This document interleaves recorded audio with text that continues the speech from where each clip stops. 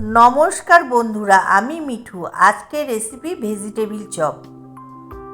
প্রথমে গাজর, বিট, ক্যাশারে কেটে নিলাম। তারপর আগে থেকে আলু সেদ্ধ করে খোসা ছাড়িয়ে রেখে দিলাম। একটি প্যানে গোলমরিচ, জিরে, ধনে, এলাচ, দারচিনি ভেজে গুঁড়ো করে নিলাম। মিক্সিতে কাঁচা লঙ্কা, আদা পেস্ট করে নিলাম। একটি বাটিতে বাদাম নিলাম। তেল গরম হলে বাদাম ভেজে তুলে রাখলাম। কড়াইয়ে তেলে শুকনো লঙ্কা, ফোড়ন দিয়ে গাজর, বিট দিয়ে দিলাম। স্বাদ অনুযায়ী নুন,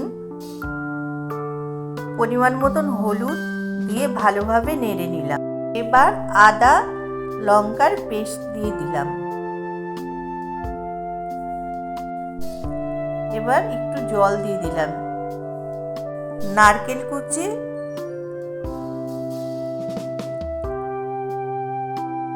সেদ্ধ করা আলু, বাদাম ভাজা দিয়ে দিলাম। এবার সামান্য চিনি দিয়ে দিলাম। এবার আগে থেকে ভেজে রাখা গুঁড়ো মশলাটা দিয়ে দিলাম। এবার ভালোভাবে মিশিয়ে নিয়ে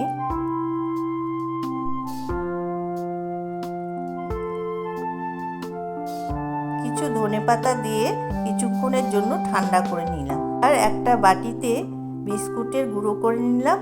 অপর একটি বাটিতে কর্নফ্লাওয়ার, ময়দা গুলিয়ে নিলাম।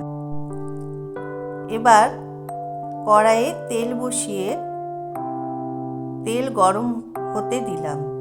এবার চপের শেপ করে ব্যাটারে চুবিয়ে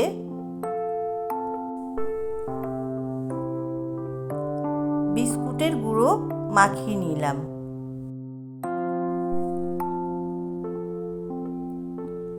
গরম তেলের মধ্যে ছেড়ে দিলাম।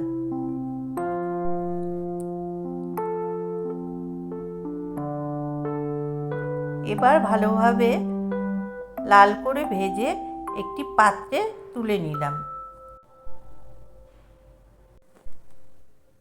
বিট নুন, গোলমরিচের গুঁড়ো দিয়ে চপ পরিবেশন করলাম। বন্ধুরা, আমার এই ভিডিওটি কেমন লাগলো জানাবেন।